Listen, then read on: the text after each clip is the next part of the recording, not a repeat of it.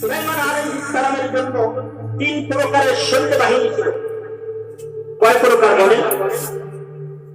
আমাদের দেশের রাজা বাদশাদের সৈন্য বাহিনী তো এক প্রকারই থাকে, শুধু মানুষ ছাড়া তার কোনো সৈন্য নাই।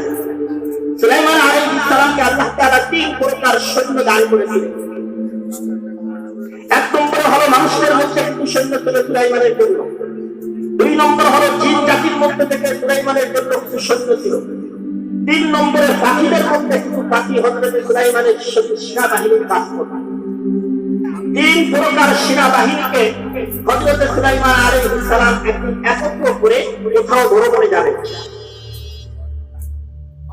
3 প্রকার সৈন্যবাহিনীকে কাতারবদ্ধ করে প্রথমে মানুষ, তারপরে জিন, তারপরে পক্ষী, এগুলোকে একত্র করলেন।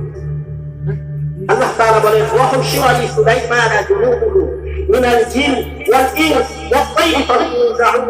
আল্লাহ তাআলা বলেন সুলাইমানের জন্য জিনদের মধ্যে থেকে কিছু সৈন্যবাহিনী, মানুষদের মধ্যে থেকে কিছু সৈন্যবাহিনী এবং পাখিদের মধ্যে থেকে কিছু সৈন্যবাহিনী একত্র করা হলো।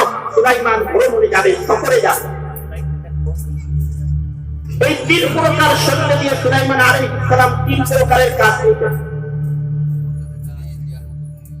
মানুষ নামক সৈন্যবাহিনী দিয়ে হযরত সুলাইমান আলাইহিস সালাম তিনি রান্না বাড়ার কাজ করতেন। মানুষ দিয়ে যে কাজগুলো হয় এগুলো মানুষ দিয়ে করাইতেন।